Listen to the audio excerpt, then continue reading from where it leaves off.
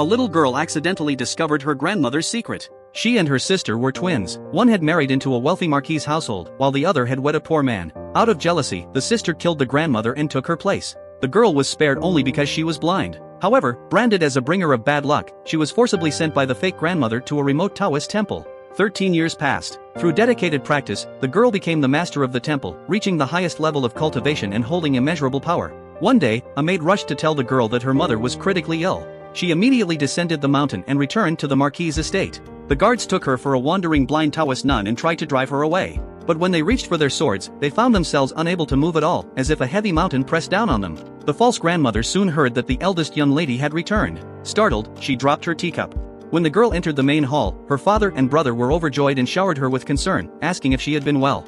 This filled the younger sister with jealousy, for she had been the one who had grown up by their side. She scolded the girl for being rude and not kneeling to greet the grandmother immediately. But when the girl's blind eyes turned toward her, she felt uneasy, as if she had been seen through.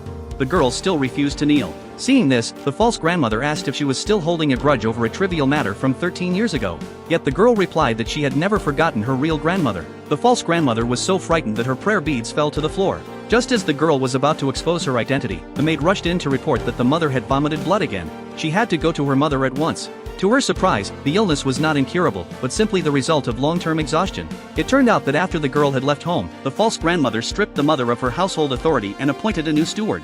All expenses now required his approval. Whenever the mother asked for herbs from the storehouse to recover, he refused, claiming they were too valuable. The girl immediately ordered the steward to fetch the herbs at once. Intimidated by her authority, the steward reluctantly agreed. Yet he deliberately brought a dried up root instead of real herbs, knowing she couldn't see. The girl took it and crushed it to dust with one squeeze. The next second, the steward was cursed by her magic and was racked with excruciating pain all over his body.